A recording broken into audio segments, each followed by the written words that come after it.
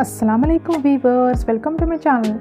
Today we are going to make a very special and very delicious recipe, that is vegetable pasta. It is very easy to make at home with lot of veggies. You can make this recipe in lunch, dinner or breakfast. So let's know how to cook it. Firstly, I have taken 2 chopped onions like this and 2 to 3 chopped tomatoes. Add this in a mixer jar and cover its lid and make a fine paste. Grind it like this. Next, take a pan, add 3 cups of water and boil it. Add 2 tablespoons of oil, salt to taste.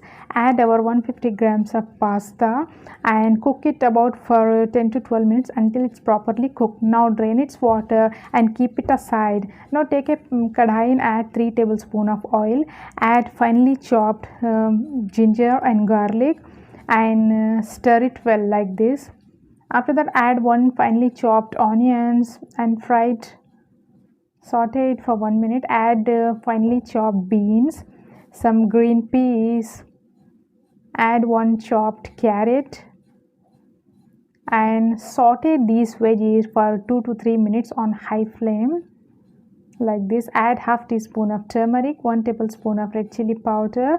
Add 1 tablespoon of coriander powder and mix it well together. Now add our tomato and onion masala paste and mix this masala in these veggies properly like this and cook it for 1 minute. Add 1 to half cup of water and mix it well.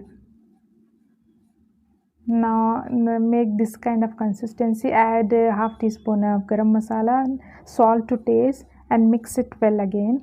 Now add our boiled pasta. Now mix it well with the veggies and masala and sprinkle some coriander leaves. Now our pasta is ready. So it is very delicious. Now the tasty and delicious vegetable pasta is ready to serve now. Now if you like the video, then like, share and subscribe.